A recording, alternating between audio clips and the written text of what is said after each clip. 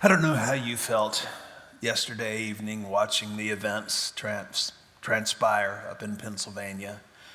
I felt very unsettled. I felt very anxious. It's not about politics. I don't care who you plan to vote for. It was just upsetting to see that sort of thing happening in our country.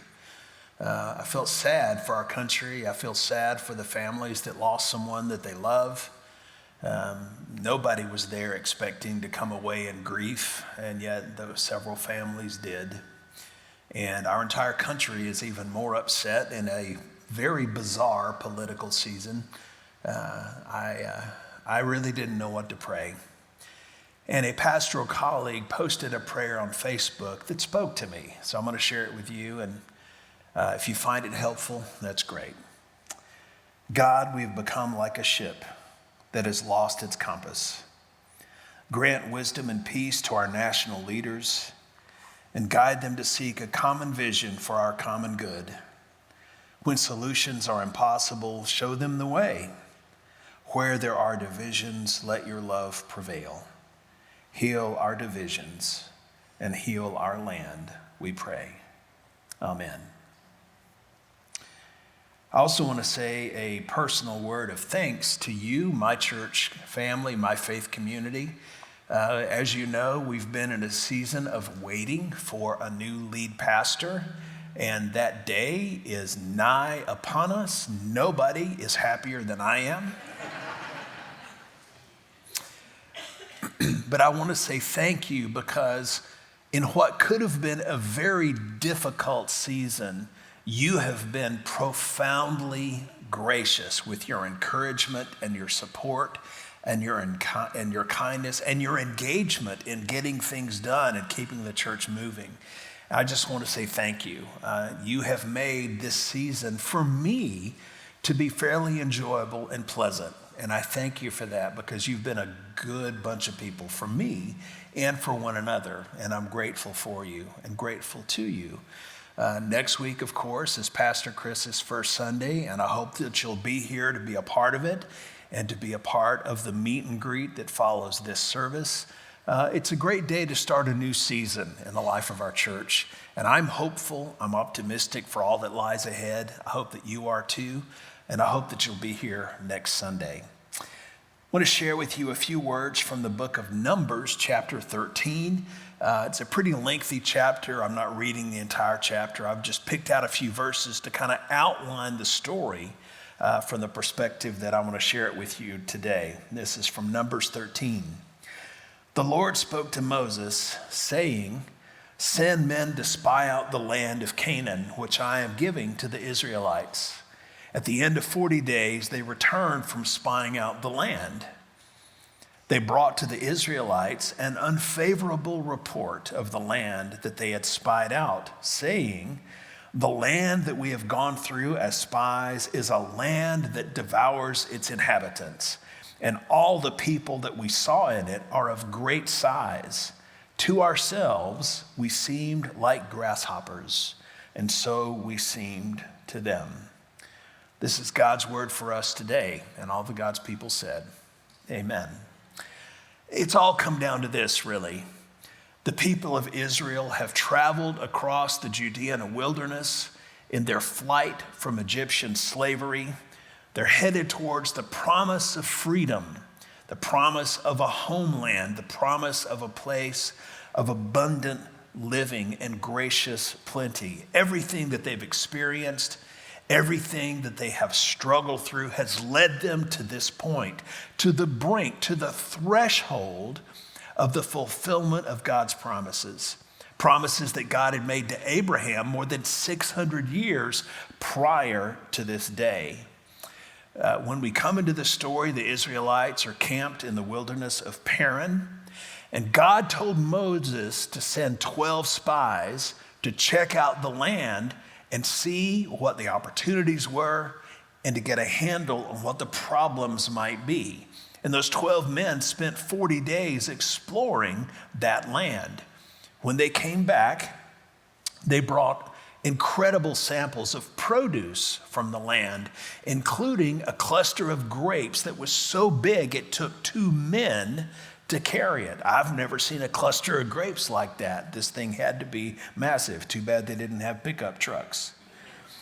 But Canaan was indeed a land that was flowing with milk and honey, with abundance, with a good life for God's people. But 10 of the spies focused on the negative aspects of what they saw. They said that the people who lived in the land were powerful and mighty, that the cities were heavily fortified, and that there were even giants that lived among them. And when they heard the news, the people of Israel were overwhelmed with fear, with despair. On the other hand, Caleb, one of the spies, had a positive word to speak. He encouraged the people that we should go up and we should take possession of this land that God has promised us, because with God we are able to do it. But the other 10 persisted. They kept spreading words of fear, words of doubt. They kept insisting that the inhabitants were just too strong, too powerful, and that they, the people of Israel, were nothing more than insects in comparison. To take the land, they said, is impossible. Caleb and his friend Joshua, who also had a positive report, they kept urging the people, have faith, hang in there. We need to trust in God. But the Israelites, they were just too overwhelmed with fear and with despair.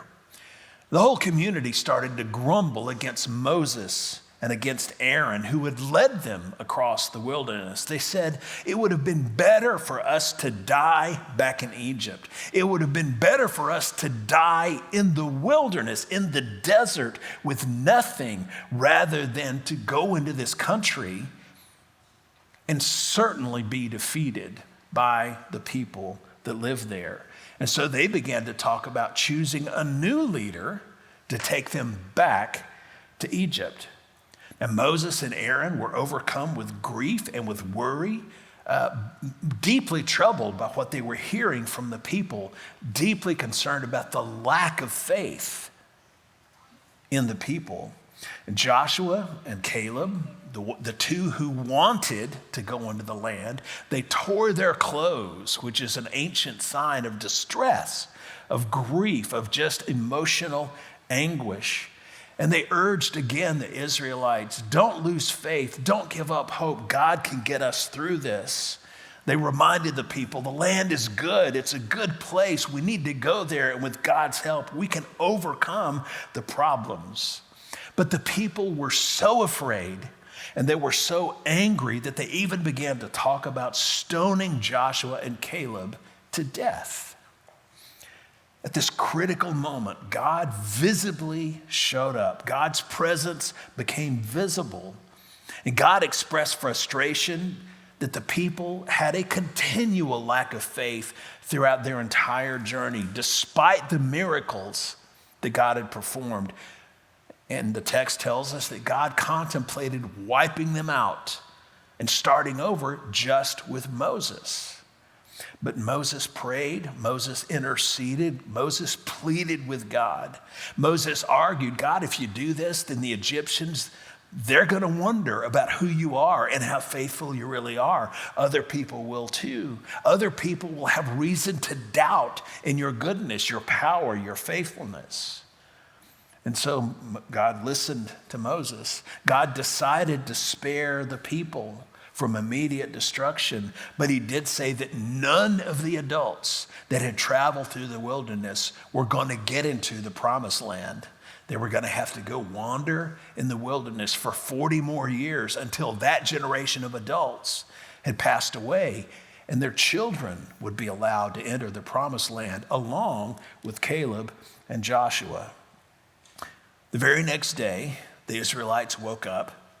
It's amazing what a good night's sleep can do. They woke up and they said, what have we done? What have we've really messed up here. We've made a mistake.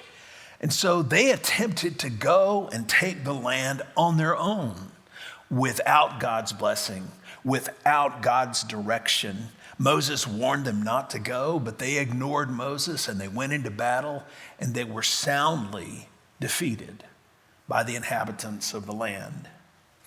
You know, friends, we go to the Bible, I think, looking for inspiration, looking for encouragement, sometimes looking for wisdom. But sometimes what we find is a cautionary tale. The events that we read about in Numbers 13 and in Numbers 14, they're tragic, they're sobering, they're sad. The people at this pivotal moment when they're standing right at the edge of everything they had been dreaming of and hoping for and believing in, they teetered once again between faith and failure. And once again, they fell on the wrong side of the scale. Despite everything God had done, despite the fact that God was visible and present with them day by day, when everything that God had been leading them toward was within their grasp, they lost faith. When they were right on the edge of a new way of life, they wished that they had died. In the face of the unknown, they wanted to return to the familiar. They wanted to go back to Egypt, back to slavery, not forward, but backward. It's tragic and it's sad. The major themes of these chapters are that tension between faith and fear. They talk about how you and I experience mercy in the middle of facing consequences for our mistakes. It reveals our human tendency to focus on problems rather than possibilities and potential and promises. It shows us how our perspective on who God is and who we think we are profoundly shapes our lives. There's so many sermons that could be preached from just these two chapters, not to mention the whole Exodus episode of traveling from Egypt to the promised land. But we only have a few minutes together here today. So I do want to give you some helpful thoughts. I want to offer some things to contemplate that we might learn from this story. So here we go. Number one, with God, you are not a grasshopper. With God, you are not a grasshopper. Nobody ever put it better than Paul in Romans 8:31. If God is for us, who can be against us? If God is for us, who can be against us? Caleb and Joshua, they saw the giants. They knew the problems. They knew that it was going to be challenging. It wasn't going to be a cakewalk to take the land, but they knew that with God's help, in God's power, that they would able to overcome those obstacles. The power they needed was God's power. And as big as the giants were, God was larger and more powerful still. When God called the prophet Jeremiah, Jeremiah said, "But God, I'm only a child." And God said back to Jeremiah, "Don't say I'm only a child, because you'll go to everyone I send you to, and you'll say what I tell you to say. Don't be afraid, because I am with you to deliver you." So friends, I would say to you, when God calls you, when God makes promises to you, when God leads you to the threshold of a new life, of a new future, of a new opportunity, of something that has potential, something that has possibilities, and yet you wonder what the challenges are going to be, don't say what Jeremiah said. Don't say, "I am only." Don't say, "I am only." With God, you are not a grasshopper. Grasshopper. Number two, don't double down on messing up. Don't double down on messing up. The day after they gave in to fear and to anger, the people woke up and they realized their mistake. But they didn't seek repentance. They didn't seek forgiveness. They didn't check in with God or Moses to see where they needed to go from here. They doubled down on messing up by going to war without God's direction, without God's blessing. And naturally, they got stomped. They got pounded. It's critical, friends, that we acknowledge mistakes, that we learn from our missteps, that we change direction and stop walking in that same way, and we seek God's guidance. We seek God's forgiveness rather than building on our mistakes. Proverbs 19:20, listen to advice and accept instruction that you may gain wisdom for the future. That's a proverb from the Bible. I prefer a proverb I learned as a child. When you're digging a hole for yourself, put down the shovel. Don't double down on messing up. Number 3, when we do mess up, God has mercy. The story shows clearly that God was profoundly disappointed in the people's lack of faith. But God showed mercy and God showed tough love. That generation, they didn't make it into the promised land because sometimes that's what tough love does. Some people have to learn the hard way. And sometimes the most loving thing you can do is let them learn and let them figure it out.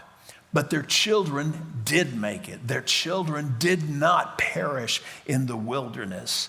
The children of that generation, along with Joshua and Caleb, did inherit the land. And I think that shows us that mercy does not always mean an escape from consequences. But it does show that God's mercy, God's forgiveness, God's grace will make a path forward when it seems like we're facing a wall that we just can't get through. 1 John 1:9, if we confess our sins, he is faithful and just to forgive our sins and to cleanse us from all unrighteousness. When we do mess up, friends, God has mercy. And so we don't need to despair.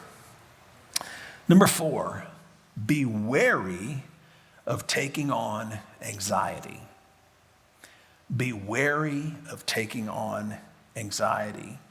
One of the most valuable things I learned in my seminary years was when I was exposed to family systems theory and how anxiety can function in a group. In groups of people, whether we're talking about families or businesses or schools or neighborhoods or nations or churches, in groups of people, anxiety can function like an emotional virus, an emotional contagion, where people will unconsciously mimic and take on the negative emotions of other people. Anxiety in a group can lead to the formation of triangles where one or more people will partner together in an alliance to blame a third person or a third party, a third group, as the problem. We're not the problem. He or she is the problem. We're not the problem. They are the problem. That's triangulation. And it's a way to kind of manage the anxiety. It's a way to manage the tension. It's a way to embrace a feeling of stability when everything feels unstable. Anxiety in a group can increase irritability, and it can decrease our willingness to tolerate opposing points of view. Does this sound familiar? Anxiety in a group can lead to impaired judgment, can lead to hasty decision making. It can lead to rushed attempts to get past the uncomfortable feeling that anxiety brings, and a tendency to act without considering the long-term consequences. Anxiety leads a group of people to risk-averse behavior, to avoid taking necessary risks, and to avoid making changes that could ultimately be beneficial. When I read this story from that day with the people of Israel, I see anxiety all over it. The 10 spies, they shared bad news, and all of a sudden, the whole group becomes a mob, and they want to kill Joshua and Caleb. If that's not the emotional virus of anxiety, I don't know what it is. See, here's the thing. Anxious people want and need other people to be anxious too. And you can tell that you're being invited to take on someone's anxiety when person A wants to talk to you about person B, rather than talking to person B themselves. That's always a giant red flag that somebody's inviting you to take on their stuff, their fear, their anger, their despair, whatever it is, to locate the problem not in the relationship between person A and person B, but to bring you in and to invite you into just taking it on, even that may not have been your issue at all. People act that way because it's a way to stabilize that unsteady feeling. It's hard to believe good news when you're convinced that the bad news is true. But I will tell you this too, high persistent anxiety in a family, in a business, in a school, in a nation, in a church, in any kind of group of people, high persistent anxiety is a sign of toxic relationships. Low general anxiety, it's not that any group is ever not anxious at all, but low levels of anxiety most of the time are a sign of healthy relationships, a healthy community, a healthy family or church or business or neighborhood, what have you. 2 Timothy 1:7 is one of my favorite scriptures. It says this, God has not given us a spirit of fear, but of power and of love and of a sound mind. God gives us strength. God does not render us powerless. God gives us strength. God gives us love, the ability to intimately and profoundly connect with each other in our family, in our friendships, in collegiality. And God gives us a sound mind, the ability to control ourselves, the ability to exercise self-discipline. And God invites us to face our challenges with courage, but also with the assurance that God is with us and God is faithful. That's a way to deal with anxiety. It's not to become anxious, it's to love. It's to recognize that God does give us power. It's to bring a cool and calm and collected self to the conversation. That's what healthy leaders do.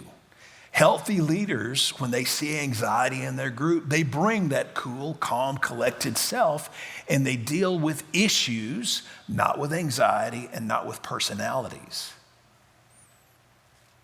I do want to clarify one thing. Anxiety has a place. Anxiety has a place. One of the things that I felt keenly aware of, and perhaps you did too, during the worst part of COVID, was that many Christians had decided that faith and fear was an either-or duality. You were either full of faith or you were full of fear, but there was nothing in between. And friends, I just don't think that's true. And here's why. When you meet the bear in the woods, be afraid.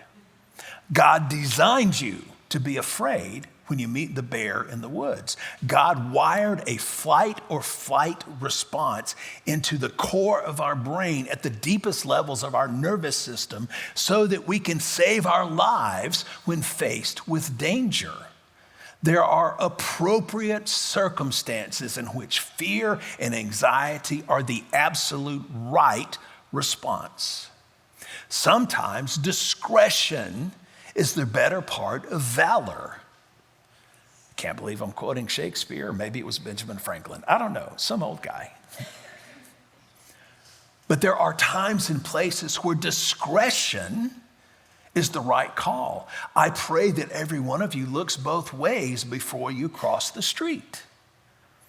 So this duality of either faith or fear, I don't think that's an accurate understanding of how God designed us to work. Faith and fear often accompany one another.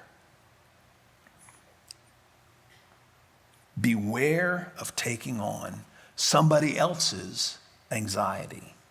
There's a big difference between being anxious because somebody else wants you to and having a heightened sense of awareness that feels like fear, that feels like anxiety, that empowers you to truly try to get at the issues, to understand what's really going on and not be drawn into drama and personalities, but to try to really get at issues. Be wary of taking on anxiety. And finally, number 5, trusting God is key to living a blessed life. Trusting God is key to living a blessed life. Proverbs 3:5-6. Trust in the Lord with all your heart. Lean not on your own understanding. In all your ways submit to him, and he will make your paths straight. Didn't say he will make your paths easy. He didn't say he will make your paths exactly what you want them to be. But he will make our paths straight. God will lead us in a path of purpose. It might not be pleasant. It might not be our preference, but it will have purpose. He will make our paths straight. Caleb and Joshua, they trusted God. They believed God's promise, and they eventually experienced the reward of their faith, which was inheriting the land that God had promised to them. Now, friends, I do want you to know this. It does not take a giant faith to take down giants. It doesn't take a giant faith to take down giants. In the Gospels, Jesus said that it only takes faith in just the littlest amount. He compared it to a mustard seed. Has anybody here ever seen a mustard seed? They are tiny, super tiny. And so Jesus is saying just a little bit of faith can move mountains and uproot trees. It doesn't take a giant faith to take down giants. There are some in the Christian community that will teach that we have to have a giant faith, an impressive faith, a powerful faith, an unwavering faith. And I'm just not so sure that's entirely true. I mean, there is a thread of truth in that. That's at the core of this story itself. The people did not trust God, and therefore they did not inherit the promise. So there is that thread. But I think that often enough, our faith is embraced even as we feel anxious, even as we feel fearful. I don't think it's one or the other. I think they often accompany one another. And God is just asking us, look, just trust me a little bit. Just trust me a little. God's not looking for superhero levels of faith. God is looking for just the tiniest bit of believing that he is who he has said he is, and that what he has promised is true, and that he is faithful, and that he will always be with us. It doesn't take a giant faith to take down giants. You know, it's unlikely that Caleb and Joshua looked at the land of Canaan, and they looked at the powerful people and the fortified cities and the giants that were a part of the population. It's unlike they looked at that and said, hey, Joshua, hold my beer. I'm sure they took seriously the challenges that they saw, the problems that they faced, the obstacles that were before them. They knew that those were real, but they held those problems in perspective. And they chose to focus on the possibilities of God's promises. It's not about ignoring the problems. It's about choosing to focus on God's faithfulness. And if you'd like an even better example, consider Jesus in the Garden of Gethsemane the night before his crucifixion. At the very same moment, our Lord is experiencing trust and anxiety. At the very same moment in time. The same Jesus who continually reminded people, don't be afraid, God is with you. Don't be afraid, God is with us. At that moment, facing the terrible thing that he was facing, he was trusting and anxious all at the same time. Trusting God is key to living a blessed life. So friends, as we consider this story, I just want to encourage you to remember some of these things. Let's remember that with God, we're not insignificant. With God, we are not grasshoppers. I know that's a weird image, but you're not going to forget it. Our faith, even a small faith, even a weak faith, if we just have a little bit of faith, that can help us to overcome incredible challenges in God's faithfulness. Let's learn from our mistakes rather than repeating them and compounding them. Let's look for wisdom. Let's get guidance. Let's seek forgiveness, repent, and change direction and move in a more life-giving way. Let's be wary of the anxiety that other people want to hand to us. It's not about cutting people off. It's not about treating people as though they're bad or evil. It's just trying to get at real issues while we stay connected with each other.